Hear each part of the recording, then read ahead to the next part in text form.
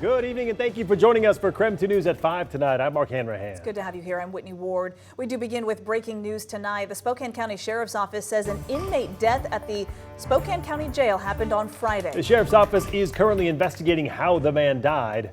We are told that inmate had just gotten back from a court hearing at around 2 p.m. and by 4 p.m. that man was found unresponsive on the floor of his cell. Officials told me earlier today the 36-year-old man had no obvious signs of trauma, so they're still waiting for the medical examiner to determine an exact cause of death. As of tonight, that man has not yet been identified. Just into our newsroom at this hour, Spokane police have arrested a man for making threats against City Hall. Those threats caused employees to evacuate and the Spokane City Council meeting to be canceled yesterday.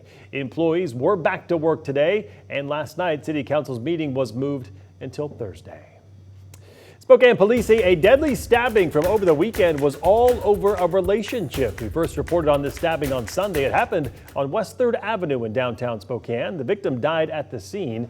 Today, court records are giving us more information about who they are and how this all unfolded. KREM 2's Shannon Mounty was in the courtroom where the suspect faced a murder charge today. Shannon?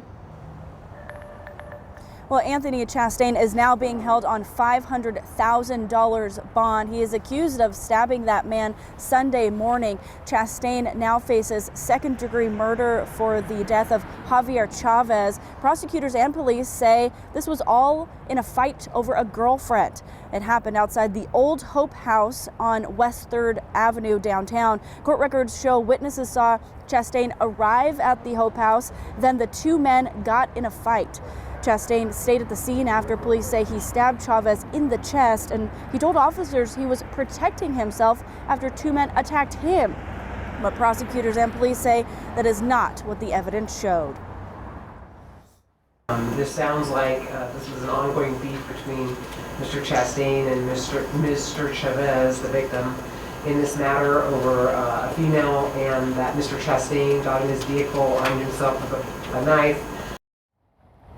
Now, court records also show that investigators were able to review surveillance video from the scene, and they write that it showed that Chastain stabbed Chavez pretty quickly into that fight, and his description of events did not match the attack that he told them that he had suffered. Shannon Mounty, KREM 2 News. In Idaho tonight, a group of women challenging the state's near-total abortion ban are having their day in court. The women in the case all went out of state to get an abortion after they say they were denied care in Idaho. They claim health care in Idaho spiraled into a crisis after the U.S. Supreme Court overturned Roe v. Wade in 2022. Abortions in Idaho right now are only legal in cases of rape, incest, and to prevent the death of the mother. Attorneys call the laws government overreach. The lives and health of pregnant people are worthy of protection, and that is the bare minimum of what is required under the law. A state attorney said the laws do protect moms and babies. He says they are not vague and that the case is based on hypothetical medical situations. He also called abortion procedures gruesome and barbaric. It doesn't matter how the plaintiffs try to articulate that right. It doesn't matter whether you call it abortion care, health care, or whatever other euphemism they want to use to hide the fact that every abortion ends in the death of an unborn child. The plaintiffs say they're not asking the court to allow abortion. They say it's all circumstances, just in certain high-risk pregnancies. Well, it won't be long before the snow arrives here in the inland Northwest. Today, the city of Spokane laid out its winter operations plan for the upcoming season. The streets department says it is ready for changing winter weather conditions. Like in years past, crews will have material stations in 4 corners of the city to maintain 2,100 lane miles of city roads. And while they're hard at work, they're asking everyone to do their part and lend a helping hand this winter.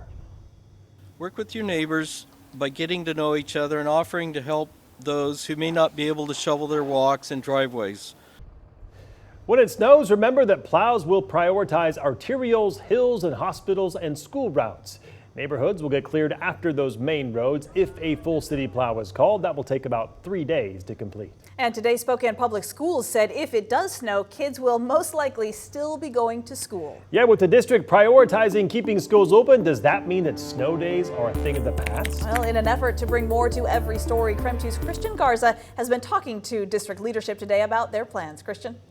Yeah, as we inch closer to those winter months, city leaders want to make sure they are prepared for when that snow starts to fall, to make it easier for you at home, whether you're driving to work or taking your kids to and from school. I'm here to crush the dreams of kids all across Spokane who are looking for a snow day. Our goal at Spokane Public Schools is actually to keep the schools open. That's the main takeaway from Spokane Public Schools regarding the city's snow response operations plan Tuesday morning. We want to be able to have our kids with us. Executive Director of Student Support Services Becky Dowdy says being prepared and able to provide a consistent open warm space for students during these cold months is the district's top priority. Oftentimes it is their breakfast and their lunch for the day. So anytime there's a threat of snow or hazardous winter weather, Dowdy says officials will meet around 4 a.m. and notify parents by 6 a.m. if they'll delay or cancel school for the day. The district will make that decision with input from area first responders and the National Weather Service. We're just trying to get a good feel for what the driving is going to look like for our buses and for our families as they make their way to school in the morning. If the roads are unsafe to drive on, the district will post about the delay or cancellation on social media, send notifications to local media organizations, as well as send them to parents or guardians through the district's notification system. In the last 2 years, the district only had one snow day. While the snow operations plan is a way to make sure that everyone in the community is on the same page when the snow eventually comes, Spokane city leaders say it's also a reminder that the only way to make sure that everyone is safe is by working together. You know, it's all about partnership and collaboration with our fire department, with our schools, with our community.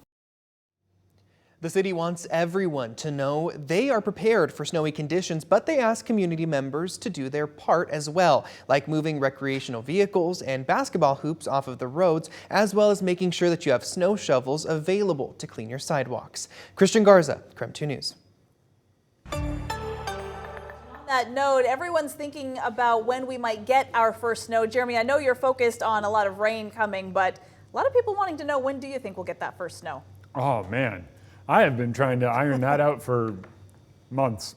There's a chance of a couple of snowflakes this weekend.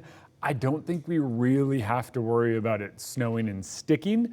So then we push it back a little bit more. But hey, for now, let's talk that rain because we know it's coming and we know it arrives early tomorrow morning. Right now, we're dry. 45 degrees and wind out of the south at 8 miles per hour keeps us nice and mild this evening. Cloud cover is already teaming in ahead of our next round of rain. And that rain takes over starting early tomorrow morning. Seriously, what time does it start? Well, unless you're getting up to milk the cows at 5 a.m., it's already raining by the time you get out of bed, and pretty widespread.